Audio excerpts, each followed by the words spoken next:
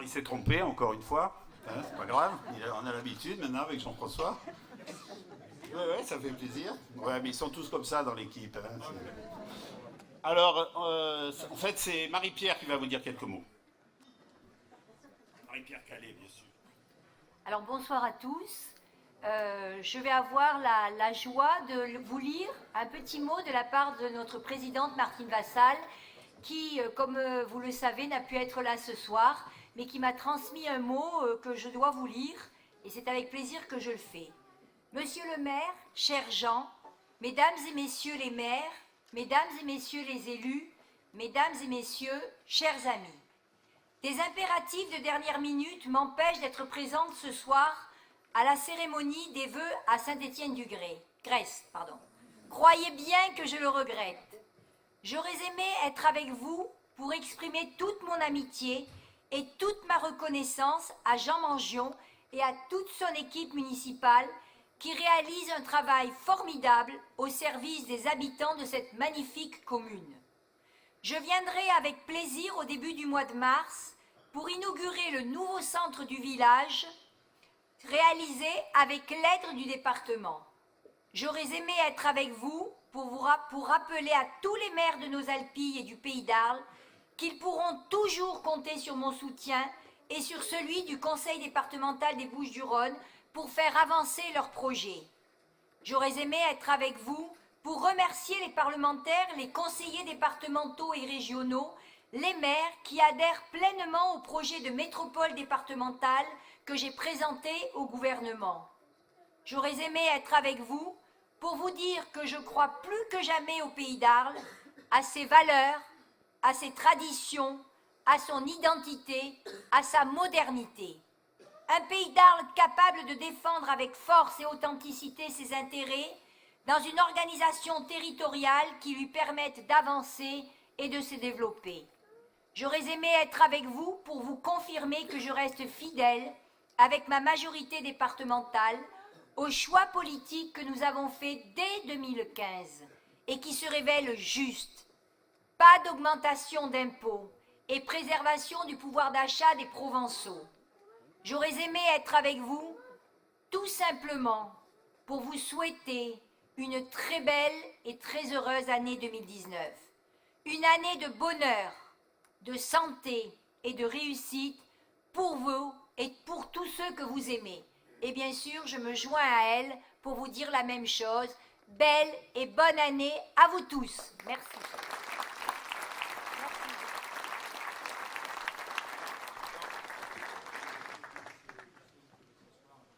Oui, s'il y a quelques personnes qui veulent s'asseoir devant, qui le souhaitent, il y a encore une dizaine de places. Vous pouvez vous avancer.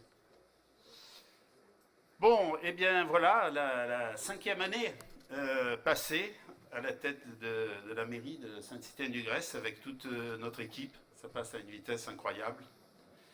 5 ans déjà. Chers amis élus, chers Grézouillais, chères Grézouillaises, chers amis.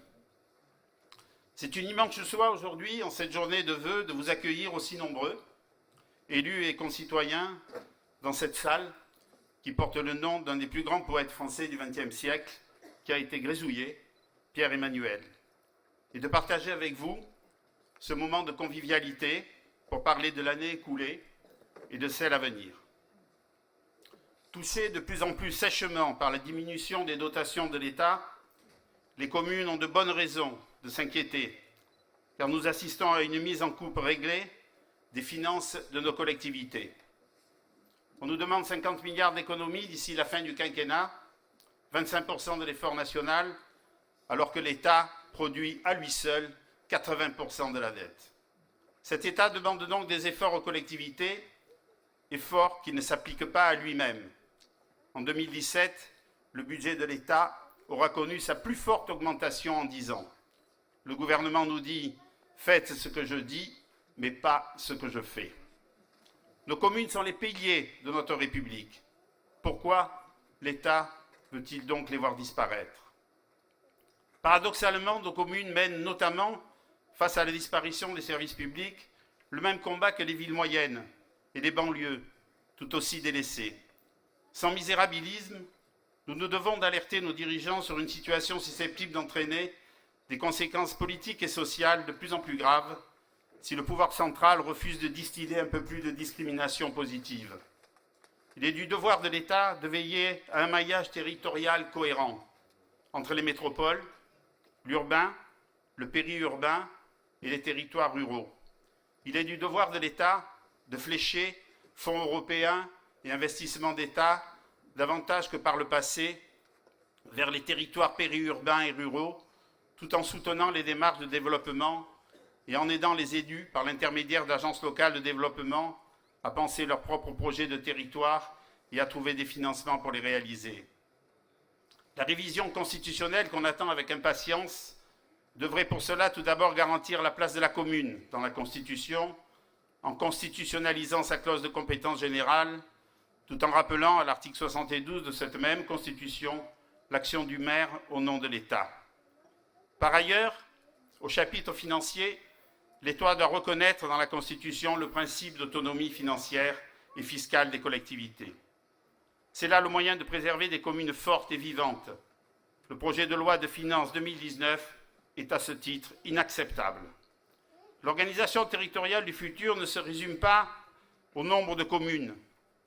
Il n'est pas nécessaire d'inscrire l'organisation territoriale française dans les standards européens. On exagère le caractère exceptionnel du morcellement administratif français, comme aime à le dire Jean-Baptiste Grison, géographe et chercheur à l'Université de Grenoble. Il faut à mon sens se demander comment, à partir de l'existant, on peut construire une armature territoriale performante et dynamique à laquelle chacun pourra s'identifier. La réflexion doit donc porter non pas sur le nombre de communes, mais sur une étude des réalités de terrain qui permettrait d'optimiser la gouvernance, cela à tous les niveaux. Regroupement de communes, fusion métropole-département, création de communes nouvelles. S'il doit y avoir en France une nouvelle organisation territoriale, elle doit se faire territoire par territoire. Les territoires ont une intelligence en laquelle nous devons avoir confiance. Il n'y a aucune solution globale. La solution de décentralisation à laquelle nous étions tant attachés n'est plus de mise aujourd'hui au niveau de l'État, ni dans l'organisation territoriale, ni sur le plan financier. La France n'est plus une république décentralisée. L'État recentralise alors que la réalité spatiale du territoire français doit être prise en compte afin de permettre la justice entre le monde rural et le monde urbain, pour arrêter une fracture qui s'intensifie. La ruralité est plurielle, l'urbanité aussi. Ruralité et urbanité sont interdépendantes et les raisons d'agir ensemble sont urgentes pour réussir les transitions qui s'imposent à nous. C'est pour cela que nous nous devons de porter ensemble l'aménagement de notre territoire, car c'est dans la commune que réside la force des peuples libres, disait Tocqueville. En tant que maire de Saint-Étienne-du-Grèce, j'ai la ruralité au cœur, et personne ne pourra me l'enlever. Mais je sais aussi que nous devons construire ensemble une nouvelle gouvernance, car nos destins sont liés entre régions, départements, métropoles et communes. Ce destin commun doit s'inscrire dans un esprit de fraternité, c'est-à-dire agir autrement. C'est le chemin du dialogue retrouvé. C'est ce chemin que nous devons tracer pour construire l'évolution institutionnelle de notre territoire. Il faut savoir que les inégalités qui traversent nos espaces et nos sociétés croisent de nombreuses logiques, géographiques, sociales et historiques. Elles combinent toutes les échelles d'analyse. La campagne, les régions, les villes, les continents. Nos concitoyens ne vivront pas mieux si nous opposons en permanence centre et périphérie, métropole et campagne, banlieue et périurbain.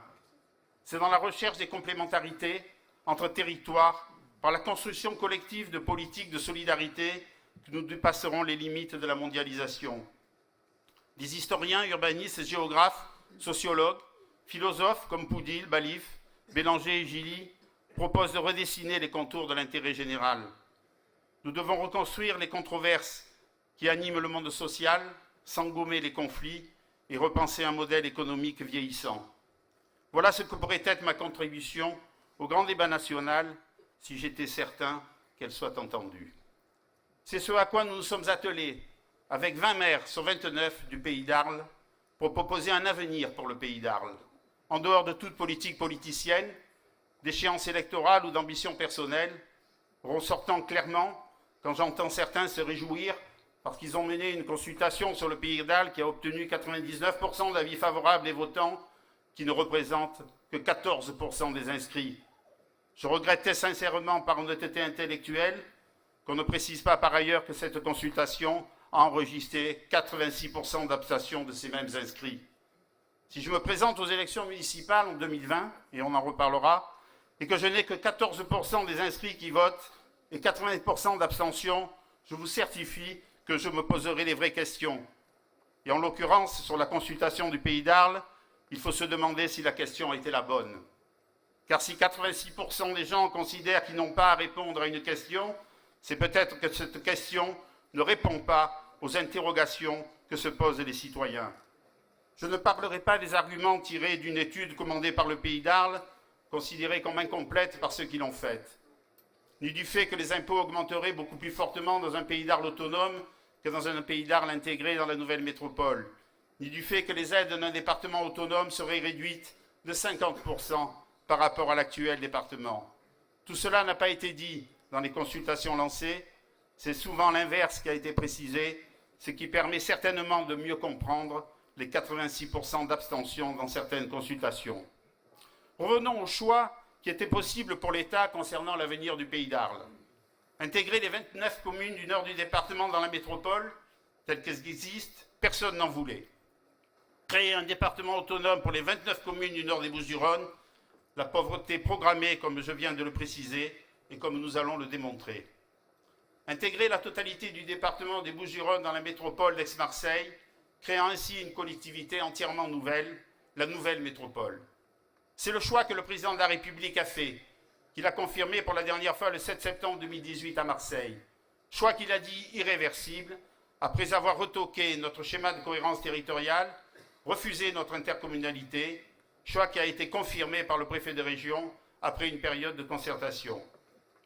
Suite à cette volonté de fusionner la totalité du département des Bouches-du-Rhône avec la métropole, 20 maires sur 29, 3 conseillers départementaux, 2 conseillers régionaux et 2 parlementaires du Pays d'Arles ont souhaité ouvrir le dialogue avec Martine Vassal, présidente de la métropole et présidente du département des Bouches-du-Rhône, et avec monsieur le préfet de région par ailleurs, afin d'être force de proposition dans la perspective de créer une nouvelle organisation territoriale qui fusionnerait métropole et département pour ne pas se la laisser imposer, c'est-à-dire pour participer à la construction d'une nouvelle métropole.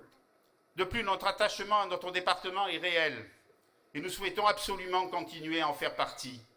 L'inverse serait suicidaire financièrement, comme l'a démontré l'étude faite par Roland Risolière sur les grands enjeux du Pays d'Arles, sur lesquels nous reviendrons. L'enjeu de ce nouveau territoire pour se situer autour des compétences, des finances, de la gouvernance et du mode de scrutin. Le principe de compétences stratégiques dévolues au nouveau territoire et de compétences de proximité aux communes me paraît une excellente base de travail. Les compétences métropolitaines d'une part, les compétences traditionnelles de proximité d'autre part. L'exercice des nouvelles compétences exercées par la métropole devra être progressif pour être efficient. Nous suggérons un délai de transfert échelé sur plusieurs années, comme l'a proposé Renaud Muselier, dont certains se réclament, mais je tiens à préciser que Renaud Muselier a proposé cela pour mieux rentrer dans la métropole à venir. Se pose le problème de compétences inadaptées à cette nouvelle métropole et que certaines communes de taille plus réduite ne souhaitent pas exercer. La propreté, la collecte des déchets, l'eau, l'assainissement. À cet effet, nous proposons la création de syndicats sur le registre du volontariat pour mutualiser les moyens communaux tout en préservant une gestion de proximité. Nos communes ont démontré qu'elles savent travailler ensemble. Par ailleurs, financièrement, la fusion du département et de la métropole doit garantir le maintien à minima des ressources financières de ces deux structures via un pacte de stabilité financière et une harmonisation des taux de contribution sur une période de 12 ans et le maintien de la solidarité financière du territoire tout en conservant le niveau d'aide aux communes institué par l'actuel département des Bouches-du-Rhône. Un abondement de l'État, selon les promesses formulées dans le passé, est nécessaire pour la réussite et l'ambition de ce nouveau territoire.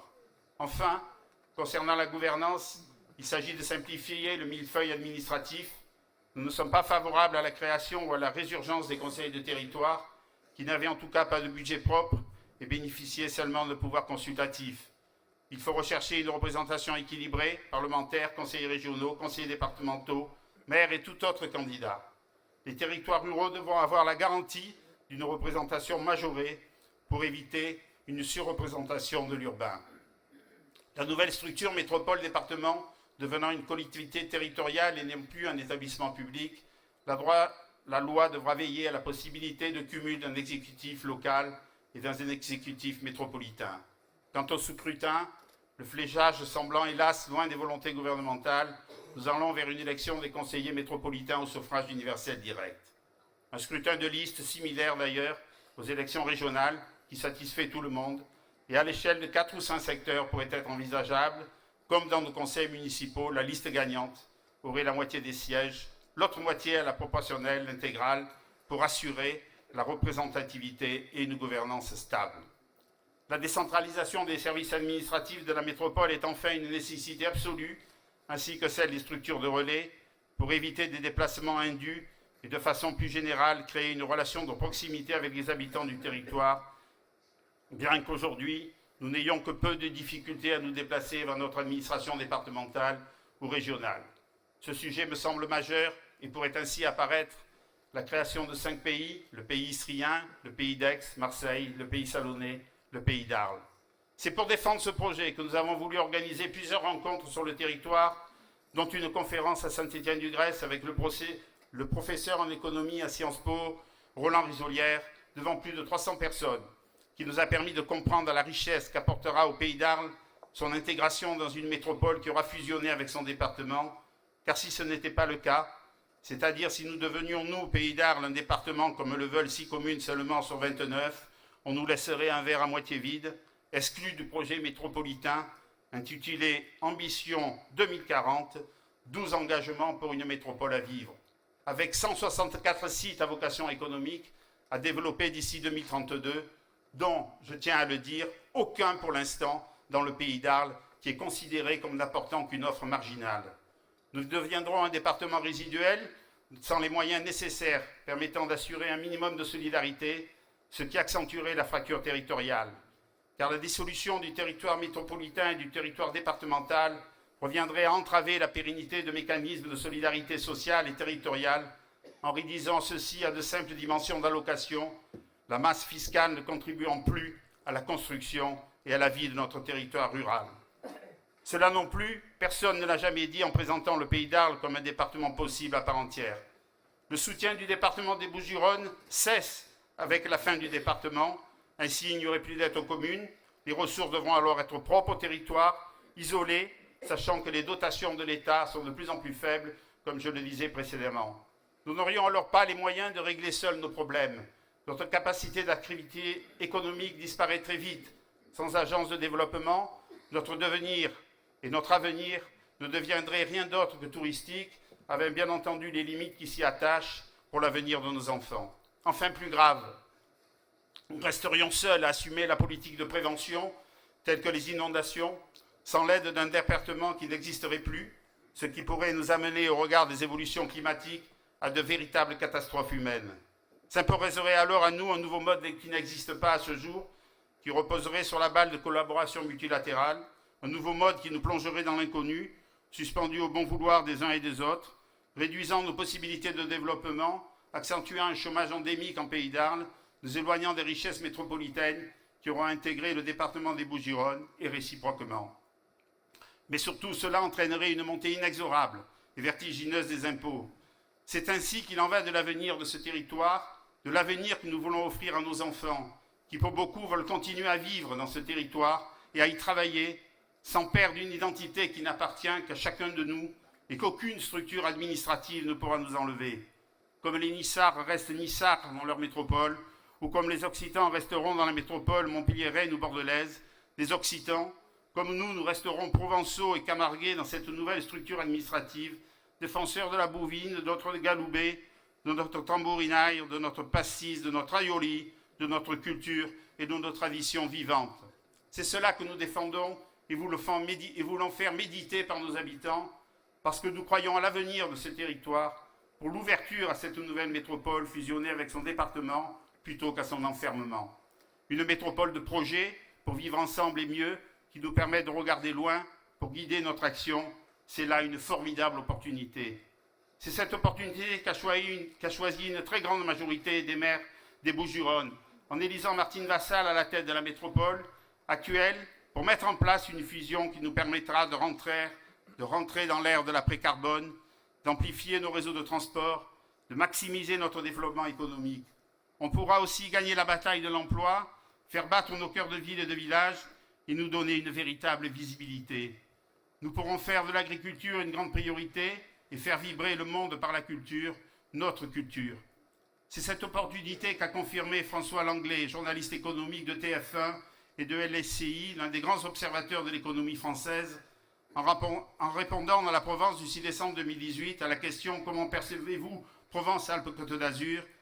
C'est à mon sens, dit-il, une région qui s'en sort pas mal. Quand on fait la somme des produits intérieurs bruts depuis la crise, c'est-à-dire depuis 2009, on voit que c'est une région en croissance, principalement grâce à ses métropoles. La messe est dite. C'est cette opportunité que plusieurs maires de la métropole ont rappelée, comme Fabrice Poussardin, maire de Mérargues, qui a déclaré « La métropole, avec la gouvernance qui est la sienne, n'est pas un ogre qui pourrait nous dévorer, mais bien au contraire. » Cela aussi, il faut avoir l'honnêteté intellectuelle de le dire à nos concitoyens. Je ne parlerai pas des études auxquelles personne n'a fait allusion dans les quelques campagnes électorales qui ont été faites par 6 communes sur 29, je le rappelle, et qui ont toutes conclu que hors métropole, point de salut. Le journaliste économique Vincent Grimaud le précisait le 11 janvier dernier. Depuis la dernière crise, les métropoles sont peut-être devenues le moteur économique du pays. Mais la tendance à la concentration des emplois cache une réalité beaucoup plus complexe. Longtemps endormie, elle serait enfin réveillée. Après des décennies de développement assez lent, la douzaine de métropoles que compte la France connaîtrait enfin son printemps, comme l'a joliment écrit l'économiste Laurent Davésy. Un important faisceau d'indices semble en effet indiquer que les métropoles concentrent de plus en plus l'emploi et la croissance. Entre fin 2008 et fin 2012, elles ont contribué à 70% des créations privées, note toujours Laurent Davésy. Je ne peux m'empêcher enfin de vous lire la déclaration du maire de Pont-Saint-Louis-du-Rhône, mon ami Martial Alvarez. La métropole est une chance pour notre ville, dit-il, même si nous ne représentons que 0,04% de la population métropolitaine. Port-Saint-Louis a su prendre sa place et en bénéficier. Il est donc évident que les territoires ruraux ont besoin des métropoles. À la campagne, les moyens de transport et de communication et leurs coûts sont un enjeu essentiel en matière d'inégalité sociale qui ne peut être supporté que par une métropole. Les métropoles entraînent ainsi les zones les plus éloignées. Je me réjouis que la communauté de communes de la Vallée des Baux, qui compte 8 maires sur 10 favorables au projet métropolitain, ait voté à l'unanimité, sur le fond, son nouveau pacte financier il y a quelques jours pour les années 2019, 2020 et 2021. Sur la forme, 2 communes l'ont refusé, car se considérant lésées par le partage qui a été fait, et à mon sens, après avoir repris les calculs proposés, ce sont 4 communes qui ont été lésées, et Saint-Étienne-du-Grèce en fait partie. Cependant, les sommes en cause ne sont pas très importantes, mais il s'agit d'une question de principe. Ce pacte financier qui redistribue aux communes sur 3 ans les réserves de la CCBA marque l'acceptation par la CCBA du fait métropolitain, en 2021, année de l'élection des représentants métropolitains. Ce pas est important. Je ferai une proposition pour que, sans revenir sur les sommes arrêtées à ce jour dans le pacte, les communes qui se sentent lésées puissent y trouver leur compte. De même que nous devons travailler aussi sur l'impôt le plus rapidement possible. Le pacte est en effet important et engagera la métropole dans les 3 ans à venir face à nos communes. Il marque donc notre conviction de rejoindre une métropole départementalisée, forte et porteuse d'avenir. Je sais que Terre de Provence travaille dans le même sens et je suis convaincu que Crocamargue fera le même, ce qui va, après les soubresauts de quelques consultations locales peu suivies, permettre au Pays d'Arles de retrouver sa sérénité autour d'un nouvel objectif pour lequel, au-delà des 20 maires qui y ont travaillé, la totalité des maires pourra s'agréger. Voilà les visions que je voulais vous faire partager. Unis, notre voix portera pour le futur. Et comme le meilleur moyen de prévoir le futur, c'est de le créer, notre commune, avec notre conseil municipal, ici présent, et nos concitoyens, ont mené à bien au cours de ces 5 dernières années un projet municipal volontariste. Nous avons proposé il y a 5 ans d'accueillir, d'embellir et de développer notre commune.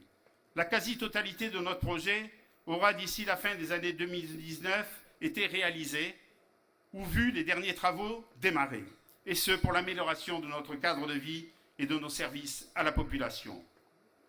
Je remercie nos commerçants pour leur patience, en leur rappelant que nous avons d'ici la fin de l'année 18, début 19, le rendu sur l'étude de l'offre et de la demande commerciale après ce qu'ils ont enduré pendant les travaux. Nous avons pu mener à bien notre mue dans le respect de notre histoire et notre culture commune grâce à 2 facteurs. Tout d'abord, une gestion saine et très rigoureuse de notre commune par la totalité, sans exception aucune, de notre conseil municipal, et cela, je n'y reviendrai pas, avec une baisse catastrophique des dotations de l'État. Face à cela, nous n'avons pas voulu augmenter les impôts, et nous ne les augmenterons pas d'ici le prochain mandat. Et je ne trahirai rien en vous précisant que si nous sommes réélus, oui, parce que je souhaite me représenter en 2020 pour finir un projet qui me tient à cœur avec mes collègues, eh bien nous n'augmenterons pas les impôts sur les 6 ans de mandature à venir. Mais faut-il pour cela être réélu? Et si tel est le cas, que chacun sache que mon ambition, c'est Saint-Étienne-du-Grèce et participer à la création d'une nouvelle métropole qui continue en relayant notre actuel département à nous enrichir. Je ne suis pas, comme certains le pensent, attiré par les lustres parisiens. À mon âge, si j'avais dû faire ce pas, il y a très longtemps que je l'aurais franchi. Mon choix, c'est Saint-Étienne-du-Grèce, c'est là que je suis né, c'est là que je veux vivre et attendre mes derniers jours. Vous verrez dans quelques mois, nous avons de très beaux projets à vous présenter pour la mandature 2020-2026. Ainsi donc, grâce à une gestion très fine, avec l'aide de notre directeur général des services, que je tiens à féliciter, Florian Scandella, pour son intelligence, sa facilité dans le travail, sa compréhension du monde politique, son lien avec l'ensemble de nos élus, et de toute notre administration, services techniques et administratifs confondus, qui ont accepté un principe de polyvalence dans notre fonctionnement, ce dont je les remercie très sincèrement, et avec une aide indéfectible de notre conseil départemental et de sa présidente, qui nous a octroyé un contrat de 7,5 millions d'euros à 80%, 8 x 7, 56, c'est-à-dire que nous avions moins de 2 millions d'euros à sortir pour mettre en œuvre le projet que vous avez vu sortir dans votre cité. On peut l'applaudir, l'ovationner, contrat pour lequel elle a fait le pari de la réussite. Nous avons pu le réaliser et nous le terminerons comme cela a été prévu. Je vous demande de l'applaudir.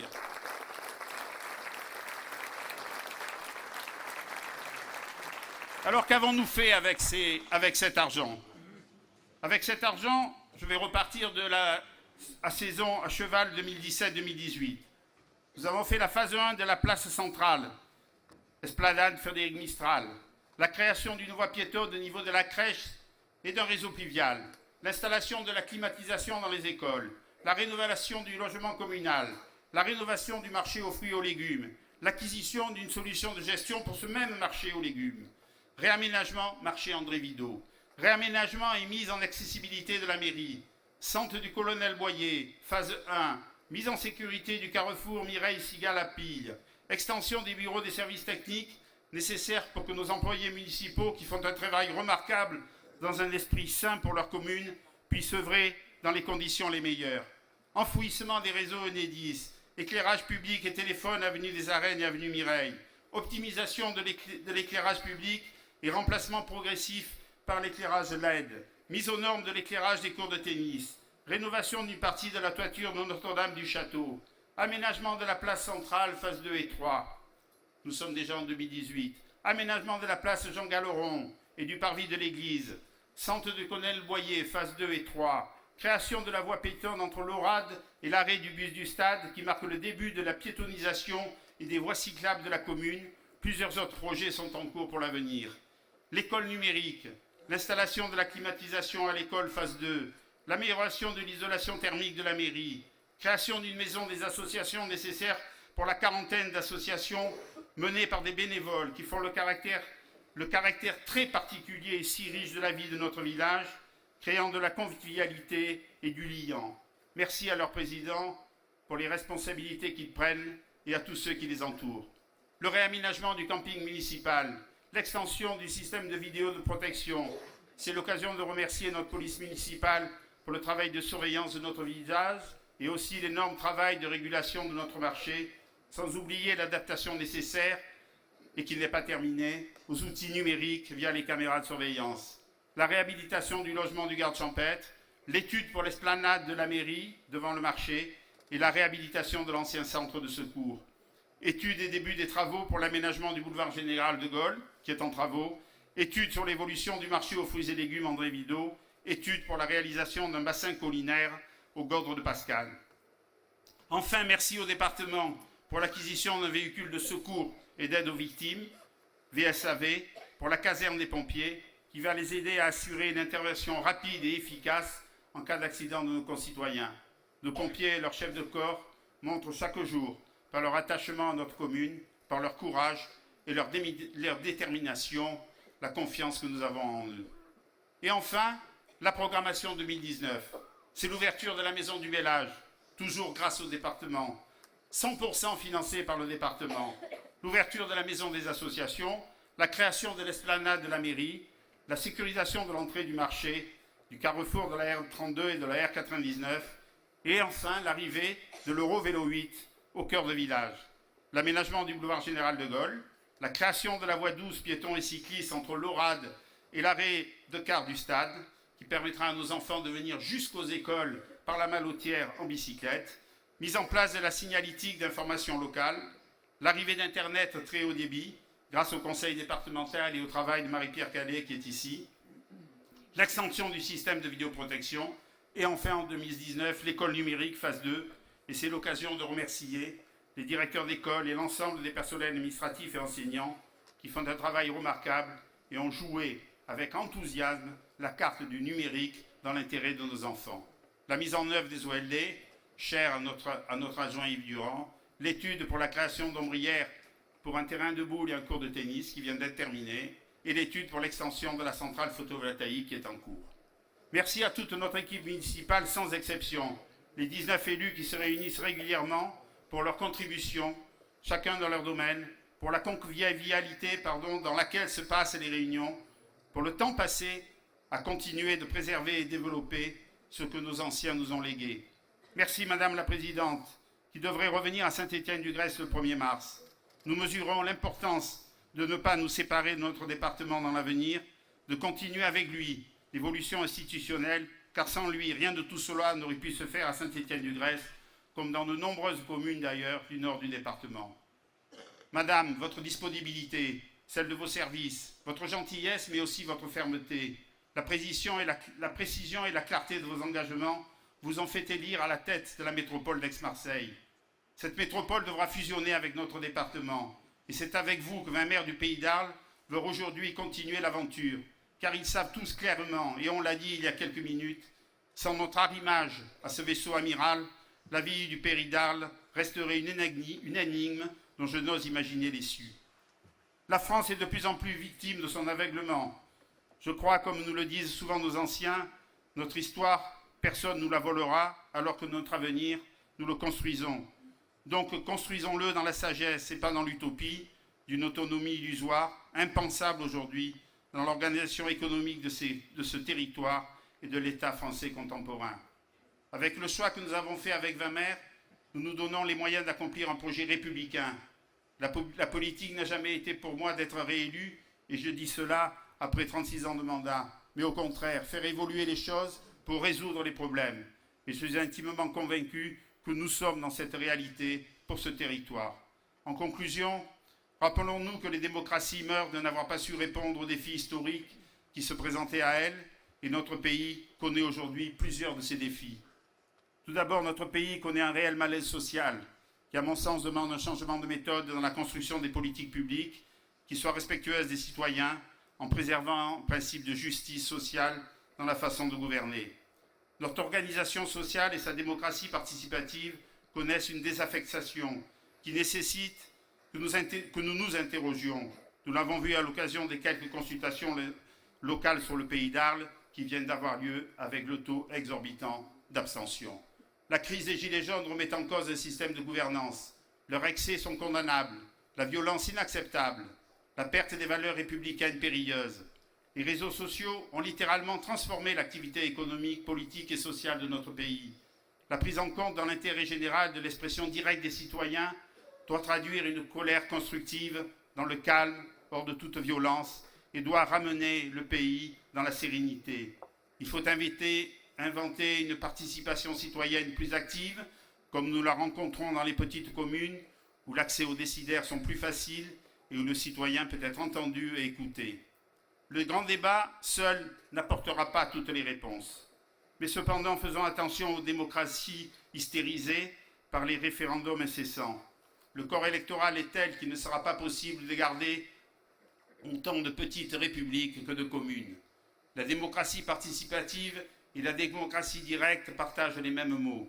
Seuls dans ce système, les maires ont un rôle à jouer en retissant le lien entre les politiques et les citoyens. Nous allons par ailleurs être bouleversés par l'avènement des politiques durables ou dites de transition énergétique, et cette transition doit se faire dans le dialogue, dans l'écoute et avec mesure, sans précipitation, comme nous le voyons actuellement. C'est le deuxième défi qui nous interroge. Depuis, les initiatives locales sont nombreuses et dépassent souvent les politiques nationales. Et je défends l'idée, n'en déplaise à M. Macron, qu'il faut s'appuyer sur les bonnes pratiques des villes, des villages, des départements et régions de France pour démontrer que l'objectif de 100% d'énergie renouvelable est possible à l'horizon 2050-2080. Saint-Étienne-du-Grèce, 2500 habitants, 2920 hectares, s'est inscrit dans la droite ligne de la COP 21 et de la COP d'avance, qui est une belle idée de notre région sud, présidée par Renaud Muselier. Saint-Étienne-du-Grèce sera énergétiquement autonome. Elle pourra faire vivre à la fin de son plan énergie 5000 foyers. Pour atteindre ce but, elle a choisi l'énergie verte, électrique, via le photovoltaïque. Nous avons obtenu pour cela la Marianne d'or du développement durable. Cette volonté de village autonome en énergie est passée du rêve à la réalité. Ce n'était rien d'autre qu'un rêve d'homme libre, vivre sans avoir besoin des autres pour l'essentiel. Nous avons pu le réaliser avec l'adhésion de nos concitoyens et de l'Europe, et il participe aujourd'hui à l'avenir de notre village, mais au-delà à celui de notre civilisation. Si toutes les communes de France, proportionnellement à leur surface, mettaient en œuvre ce type de projet, la France pourrait en 2080 devenir autonome énergétiquement, idem d'ailleurs dans le domaine alimentaire. C'est une volonté politique réalisable si on s'y attelle, et cela sans augmenter les impôts. Le troisième défi concerne les politiques migratoires. Nous nous devons de répondre clairement aux défis migratoires. S'expliquer simplement est nécessaire pour créer des territoires citoyens. La France ne pourra accueillir le monde entier, elle ne le peut déjà plus. Conservons en milieu rural cette volonté de s'écouter, de ne rien imposer, mais de tout expliquer avec la volonté de s'impliquer. Notre France doit d'abord penser à se soigner avant de vouloir soigner le monde, sinon elle se perdra. Nous avons vécu dans l'illusion d'une Europe nécessaire, inscrite dans la nature des choses, car elle était dans le sens de l'histoire. Ce providentialisme est une grande utopie.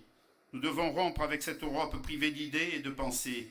Il faut une Europe volontaire, démocratique, libérale et solidaire, fière de ses valeurs et unie pour sa défense, afin de pouvoir continuer à vous garantir la paix.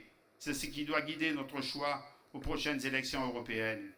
Le quatrième défi est numérique.